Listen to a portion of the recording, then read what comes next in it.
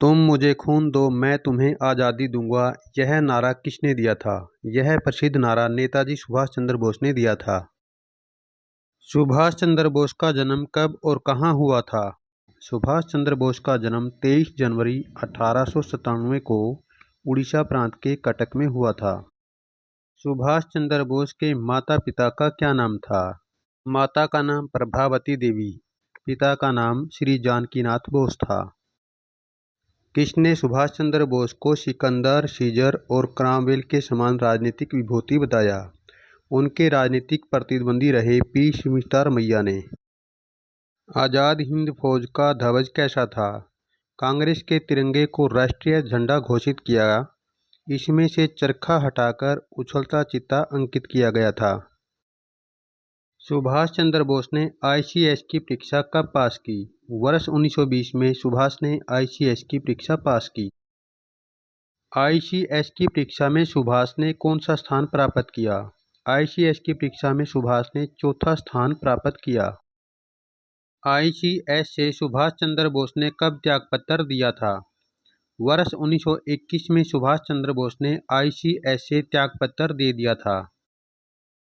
सुभाष चंद्र बोस के राजनीतिक गुरु कौन थे? चित्तरंजन दास सुभाष चंद्र बोस के राजनीतिक गुरु थे, जिन्हें सीआर दास के नाम से भी जाना जाता है। सुभाष चंद्र बोस कांग्रेस के किस अधिवेशन में प्रथम बार अध्यक्ष चुने गए? 1938 ईस्वी के हरिपुरा अधिवेशन में सर्वसम्मति से अध्यक्ष चुने गए।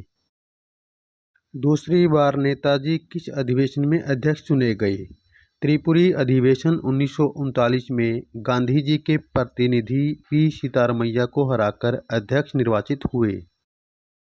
नेता और उनके प्रसिद्ध नाम: सुभाष चंद्र बोस, नेताजी, मदन मोहन मालवीय, महामना, बाल गंगाधर तिलक, लोकमान्य, रविंद्रनाथ टैगोर, गुरुदेव, मोहनदास करमचंद गांधी, महात्मा के नाम से प्रसिद्ध हैं। सुभाष चंद्र बोस को देशभक्तों का देशभक्त किसने कहा है? महात्मा गांधी ने सुभाष चंद्र बोस को देशभक्तों का देशभक्त कहा है। फॉरवर्ड ब्लॉक की स्थापना किसने और कब की? नेताजी सुभाष चंद्र बोस ने 3 मई 1939 को फॉरवर्ड ब्लॉक की स्थापना की। आज़ाद हिंद फौज की स्थापना किसने की? रास बिहारी बोस ने आज़ाद हिंद फौज की स्थापना की। सुभाष चंद्र बोस ने आज़ाद हिंद फौज का नेतृत्व कब संभाला? वर्ष 1943 में सुभाष चंद्र बोस ने आज़ाद हिंद फौज का नेतृत्व संभाला।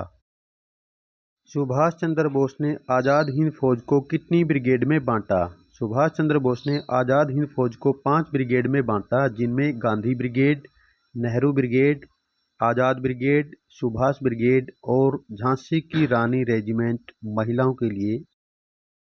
जय हिंद का नारा किसने दिया? आबिद हसन के सुझाव पर सुभाष चंद्र बोस ने जय हिंद का नारा दिया। आज़ाद हिंद बैंक की स्थापना कहाँ हुई? रंगून में आज़ाद हिंद बैंक की स्थापना हुई। रंगून के किस उद्योगपति ने नेताजी को 1 करोड़ रुपए की सहायता दी? उद्योगपति हबीबुर रहमान ने 1 करोड़ रुपए की सहायता दी। दिल्ली चलो का नारा किसने दिया? सुभाष चंद्र बोस ने दिल्ली चलो का नारा दिया। सुभाष चंद्र बोस ने अंडमान द्वीप का नाम क्या रखा? सुभाष चंद्र बोस ने अंडमान द्वीप का नाम शहीद द्वीप रखा। मैंने अपना कीमती रतन सुभाष दे दिया है, ये शब्द किसने कहे? ये शब्द सीआर दास ने कहे। झांसी की रानी रेजिमेंट की अध्यक्ष किसे बनाया गया? झांसी की रानी रेजिमेंट की अध्यक्ष लक्ष्मी स्वामीनाथन को बनाया गया। नेताजी ने आज़ाद हिंद फौज की अंतरिम सरकार की स्थापना कहाँ की? 21 अक्टूबर 1943 ईस्वी को सिंगापुर के कैथे सिनेमा हॉल में अंतरिम सरकार की स्थापना हुई। दूसरा विश्व युद्ध कब से कब तक रहा? दूसरा विश्व युद्ध 1939 में शुरू हुआ और 1945 में समाप्त हुआ। आज़ाद हिंद फौज के 3 अधिकारियों पर मुकदमा किस स्थान पर चला? दिल्ली के लाल किले में आज़ाद हिंद फौज के अधिकारियों पर मुकदमा चला। आज़ाद हिंद फौज के किन 3 अधिकारियों पर मुकदमा चलाया गया? शहनवाज खान, गुरबख्श सिंह ढिल्लों और प्रेम कुमार सहगल पर मुकदमा चलाया गया। किसका वेश धारण करके नेताजी कोलकाता से पेशावर पहुंचे? मौलवी जियाउद्दीन का वेश धारण करके नेताजी कोलकाता से पेशावर पहुंचे। जर्मनी ने द्वितीय विश्व युद्ध में हार कब मानी? 8 मई 1945 को जर्मनी ने द्वितीय विश्व युद्ध में हार मानी। अमेरिका ने हिरोशिमा और नागासाकी पर परमाणु बम कब गिराए? 6 अगस्त और 9 अगस्त 1945 को हिरोशिमा और नागासाकी पर परमाणु बम गिराए गए। नेताजी ने जर्मनी में किन से भेंट की? नेताजी ने जर्मनी में हिटलर से भेंट की। नेताजी द्वारा स्थापित आज़ाद हिंद की अंतरिम सरकार को सबसे पहले मान्यता किस देश ने दी? जापान ने सबसे पहले आज़ाद हिंद की अंतरिम सरकार को मान्यता दी। आज़ाद हिंद फौज का गठन कब हुआ था? 1942 में आज़ाद हिंद फौज का गठन हुआ था। नेताजी ने इंग्लैंड के विरुद्ध युद्ध की घोषणा कब की?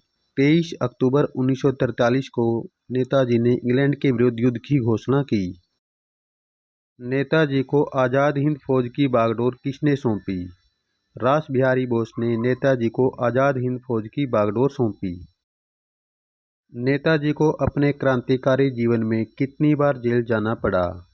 नेताजी को 20 वर्ष की अवधि में कुल 11 बार जेल जाना पड़ा था। उनकी पहली गिरफ्तारी 10 दिसंबर 1921 को हुई थी।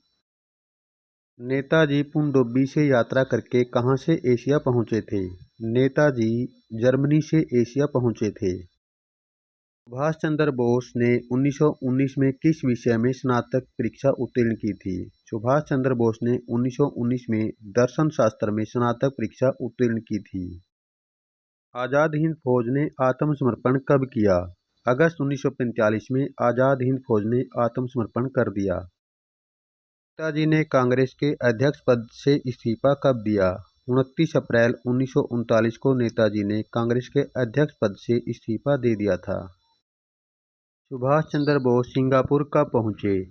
2 जुलाई 1943 को सिंगापुर पहुंचे। सुभाष चंद्र बोस ने इंडियन इंडिपेंडेंस लीग का गठन कब किया? वर्ष 1927 में इंडियन इंडिपेंडेंस लीग का गठन किया। सुभाष चंद्र बोस कांग्रेस की किस नीति से असंतुष्ट थे? सुभाष चंद्र बोस कांग्रेस की उदारवादी नीति से असंतुष्ट थे। सुभाष चंद्र बोस की मृत्यु के बारे में क्या कहा जाता है? उनकी मृत्यु 18 अगस्त 1945 को वायुयान दुर्घटना में हुई। सुभाष चंद्र बोस ने निकोबार द्वीप समूह का नाम क्या रखा? निकोबार द्वीप समूह का नाम स्वराज रखा। वर्ष 2021 से नेताजी का जन्म किस दिवस के रूप में मनाया जाने लगा है? नेताजी का जन्म पराक्रम दिवस के रूप में मनाया जाने लगा है। नेताजी की प्रमुख रचनाओं के नाम बताओ। The Indian struggle 1922-1942, an Indian Pilgrim. Subhash जब जियाउद्दीन थे पुस्तक किसने लिखी? उत्तम चंद मल्होत्रा ने। 3 करोड़ की संपत्ति से नेताजी की मदद किसने की? बताई देवी ने। महात्मा गांधी और सुभाष चंद्र बोस की प्रथम भेंट कब हुई थी? 16 जुलाई 1921 को। आज़ाद हिंद फौज ने भारत में प्रवेश कब किया? 1 मई 1944 को आज़ाद हिंद फौज ने भारत में प्रवेश किया। मियामो नामक स्थान को स्वतंत्र भारत की राजधानी बनाया। आज़ाद हिंद फौज का क्या योगदान रहा? सुभाष चंद्र बोस ने हिंदू, मुस्लिम, सिख सभी को सेना में समान रूप से भर्ती करके सांप्रदायिक एकता व सौहार्द उत्पन्न किया। प्रवासी भारतीयों ने तन, मन, धन से फौज को सहयोग देकर देश की स्वतंत्रता में योगदान दिया। अंग्रेजों को अपनी ताकत का एहसास करवाया।